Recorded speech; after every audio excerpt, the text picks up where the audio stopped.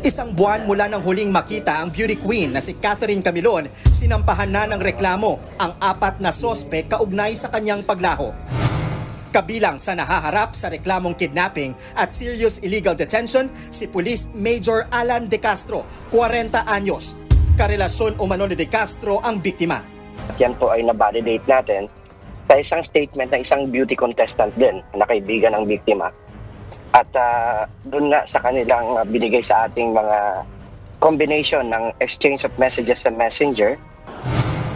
Sa panayam ni Calabarzon CIDG Chief Police Colonel Jacinto Malinao Jr. sa programang Ted Filon at DJ Chacha sa Radyo 5, inilahad niya na dati nang inireklamo ni Camilon ng pananakit si De Castro. Itong suspect na si Major Alan De Castro ay minsan nanakit kay Catherine. At ang pinaka-critical natin nakitang motibo dito, ito pala si victim natin si Catherine ay nagsumbong sa asawa ni Major De Castro na ito ay may babae. Base sa salaysay ng kapatid ni Camilon, nakipagkita pa umano ang beauty queen kay De Castro bago siya maglaho. Balak na raw noon makipaghiwalay ni Camilon.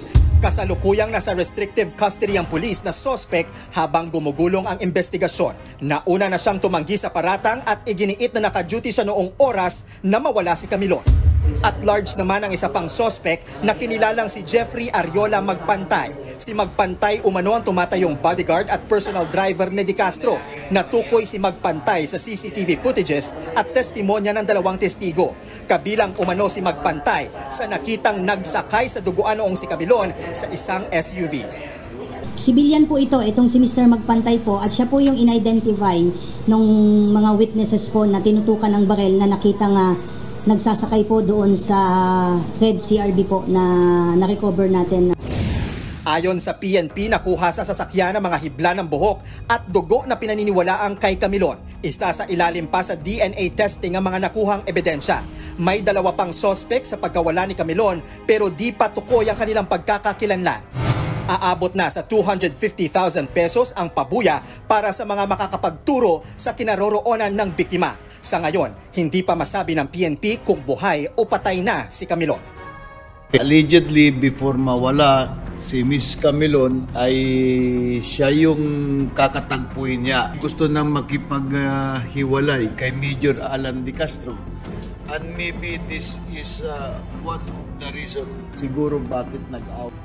Tinukoy na umano at sinampahan na ng PNP ang police major na sinasabing karelasyon ng nawawalang beauty queen at grade 9 teacher na si Catherine Camilon noong Lunes ng hapon, November 13, 2023.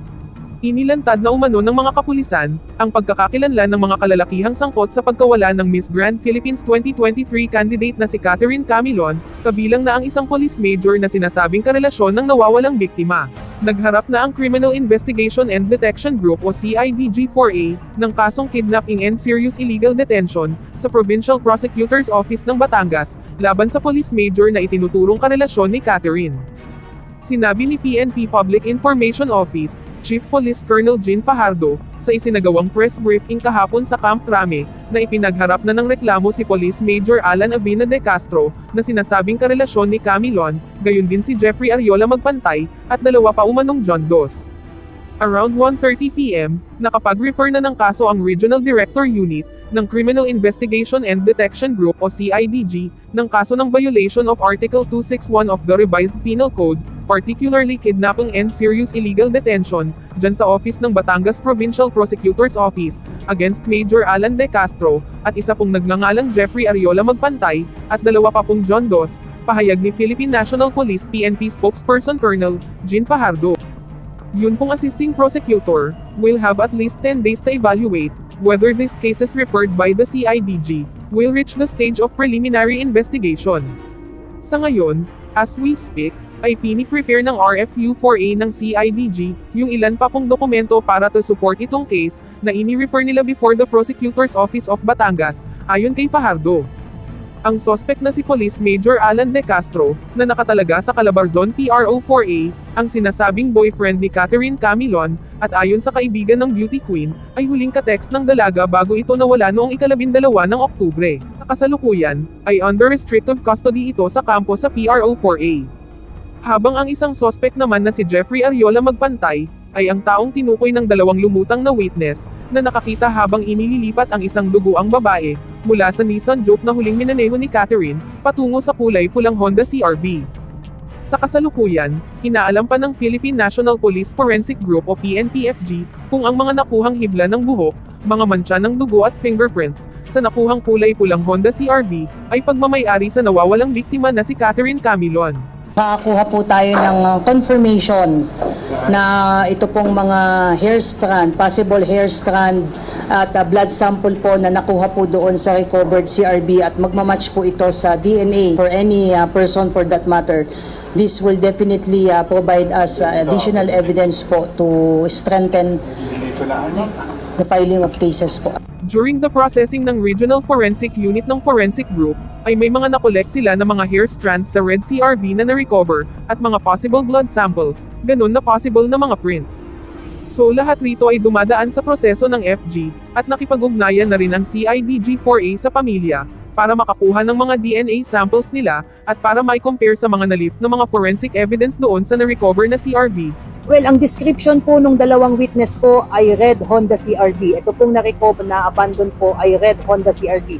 But as to the confirmation whether ito na po ba yung sinasabing red CR-V na nakita ng dalawang witness natin na pinaglipatan ng isang duguan na babae kung saan nakita nila na tatlong lalaki ang naglilipat nga dito sa duguang babae. Antayin po natin yung magiging findings po ng forensic group to determine kung ito po ba ay possibly ay may kinalaman dito sa kaso po ng nawawalang si Miss Catherine po. Nakilala na rin ng pulisya ang registered owner ng pulang Toyota CR-V na natagpuan sa bakanteng lote sa isang lugar sa barangay Dumoklay, Batangas City, ayon sa Criminal Investigation and Detection Group 4A, nitong Biyernes lamang, November 10, 2023. Napuntahan na rin nila ang address ng owner, at napag-alaman ng pulisya na wala naman umanong dating kinasangkot ang kaso, at hindi rin ito alarmado bilang carnap vehicle, ayon pa kay Fahad. Isa pong malapit na kaibigan, yung biktima na nagsabi po na noong October 12, before her reported disappearance po ay magka-text po sila. There were exchanges of text claiming na ang sinasabi po ay ito po yung kikitain ng biktima prior to her disappearance po. So since wala pa po tayong nakikita na particularly yung corpus delicti, kung determine kung ito po ba ay buhay pa o hindi, but kung sakasakali po in the coming days po ay meron pa po tayong mga additional ebidensya na makakala po relating to this case, then we are not precluded to file additional cases or at least i-upgrade po yung kaso to another nature po ng offense na possibly po, depende po doon sa mga ebidensyang makakala pa po natin. Nasa pangangalaga na ng PNP-CIDG Region 4A, ang dalawang testigo sa nawawalang beauty queen na si Catherine Camilon. Ayon kay Police Colonel Jacinto Malinaw, Director ng PNP-CIDG Region 4A, nagpapasalamat ito sa pagdulong ng mga witness sa kanilang tanggapan, dahil ilang araw na silang nananawagan na sana ay may tumulong sa kaso. Hinggil naman sa mga testigo, sinabi ni Malinaw, na galing ang mga ito sa pinag-applyan sa Bawan, at habang sila'y papauwi, ay huminto muna dahil naiihi ang isang backride. Natsyempuhan aniya nila ang dalawang sasakyan, at nakita nito habang nakailaw ang headlight ng sasakyan, ay may buhat-buhat ang mga persons of interest ng babaeng duguan ang ulo at katawan. Dagdag pa ni Malinaw, hindi na natapos ang pag-ihi ng isang testigo, dahil tinutukan na ito ng baril, at sinabihan na kung ayaw nilang madamay ay umalis na lamang sila. Ayon sa mga awtoridad, isang matalik na kaibigan ni Catherine Camilon, ang nakipag-ugnayan sa kanyang kapatid na si Chin Chin Camilon, at sinabi rito ang umano'y relasyon ng nawawalang beauty queen at ng police major. Nakatakda umanong magkita ang pulis at si Catherine, sa mismong araw ng pagkawala ng dalaga. Ibinigay din umano ng pulis kay Catherine Camilon ang sasakyang ginamit ng beauty queen, nang umalis ito sa kanyang bahay. Samantala, nahaharap naman sa reklamong carnapping at estafa, ang dating may-ari ng sasakyan ni Catherine Camilon, na gumamit umano ng peking address sa deed of sale ng sasakyan.